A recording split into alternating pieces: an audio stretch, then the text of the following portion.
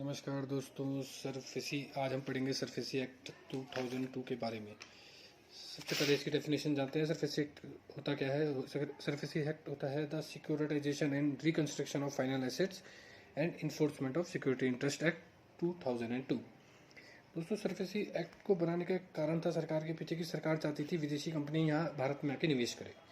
भारत में निवेश करने के लिए उन्हें काफ़ी सारी छूट दी गई, उनके टैक्स में कमी करी गई और ये सब करने के लिए उन्हें वित्तीय कंपनियों को, हमारी लोकल्स इंडस्ट्रीज़ को काफ़ी लोन प्रोवाइड करवाया गया। तो समय के साथ ये लोन का चलन बहुत बढ़ गया और जो कंपनीज थी, लोग थे, वो बहुत ब्याज पे पैसा लेने लगे बैंकों से। और इकोनॉमी में मनी फ्लो के लिए ये ज़रूरी भी था। पर होने क्या लगा, जो लोग पैसे लेते थे, कई ऐसे होते थे, कंपनीज ऐसी होती थी जो टाइम पे पैसा नहीं चुकाती थी। विदेशी कानून की तरह, जैसे फॉरेन में लॉज हैं कि जिसमें वो रिकवर करने के लिए एक्ट्स बनाए गए हैं कि जिसमें बैंक बिना कोर्ट के इंटरफेरेंस के प्रॉपर्टी को कब्जे में ले सके। तो 2002 में राष्ट्रपति को सिफारिश भेजी गई और सरफेसी एक्ट का गठन हुआ।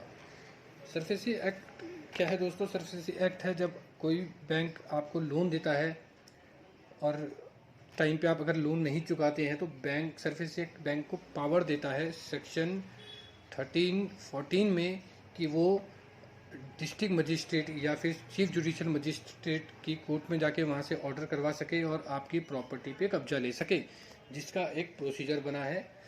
तो दोस्तों, उसी को समझाने के लिए आज हम यहाँ पे आए हैं। दोस्तों, क्या होता है, सबसे पहले आपको समझना पड़ेगा सरफेसी एक्ट को समझने के लिए लोन क्या होता है। लोन होता है जो एक अमाउंट होता है, वो आप बैंक से लेते हो ब्याज पे, जिसकी आपको टाइम टू टाइम ईएमआई पे करनी पड़ती है। दोस्तों, वो लोन होता है। लोन दो किस्म के होते हैं।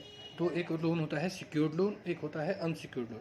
दोस्तों, सिक्योर्ड लोन वो लोन होते हैं जिसमें आप कोई सिक्योरिटी जमा कराते हैं बैंक को, जैसे कि आपका होम लोन में आप अपने प्रॉपर्टी के कागज़ बैंक में जमा करा देते हैं।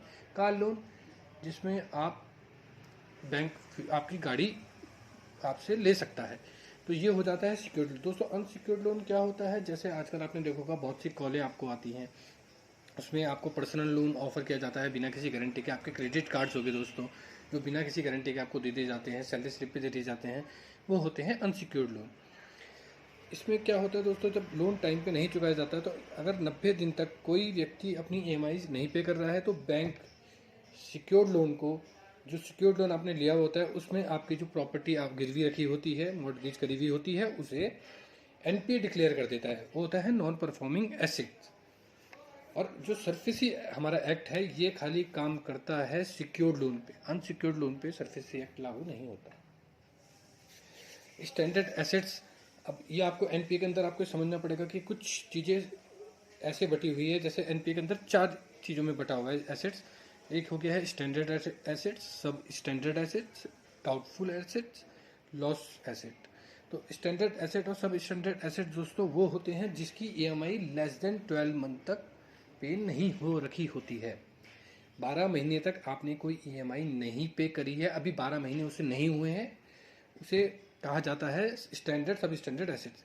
डाउटफुल एसेट्स दोस्तों वो होते हैं जिसकी ईएमआई आपने 12 महीने से ऊपर नहीं पे करी होती है, उसे कहा जाता है एनपीए के अंदर डाउटफुल एसेट। और दोस्तों, लॉस एसेट्स वो होते हैं जिसमें बैंक को उम्मीद होती है कि अब ये मनी हम पे वापस नहीं आएगा।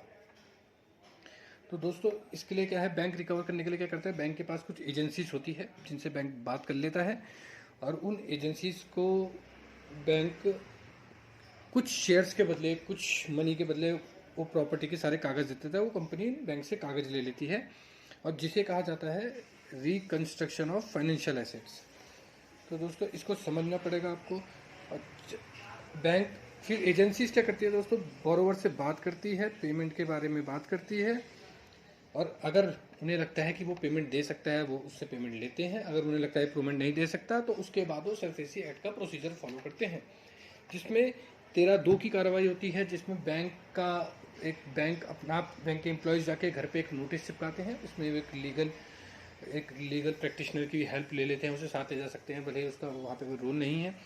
फिर 13(4) की कार्रवाई होती है, जिसमें दोबारा उन्हें एक नोटिस दिया जाता है और उन्हें समझाया जाता है कि वो इतने टाइम के अंदर ये लोन चुका दे, वरना उनकी प्रॉपर्टी मॉर्गेज कर दी जाएगी। दोस्तों, जब इतना करने के बाद भी अगर बोरोवर पैसा नहीं दे रहा है तो बैंक के पास सेक्शन 14 में अधिकार होता है, वो कोर्ट में पिटीशन फाइल करता है। कोर्ट, सीजीएम क्या कर सकता है, डिस्ट्रिक्ट मजिस्ट्रेट क्या कर सकता है, और कोर्ट से ऑर्डर करवा सकता है, डिस्ट्रिक्ट मजिस्ट्रेट से ऑर्डर करवा सकता है नीलामी के लिए, जिसमें डिस्ट्रिक्ट मजिस्ट्रेट एक ऑर्डर पास करते हैं, जिसमें उसमें पुलिस प्रोटेक्शन प्रोवाइड करवाने की बात कही जाती है, जिसका खर्चा सारा बैंक को या एजेंसी को उठाना पड़ता है। तो दोस्तों, ये है एक छोटा सा इंट्रोडक्शन सरफेसी एक्ट।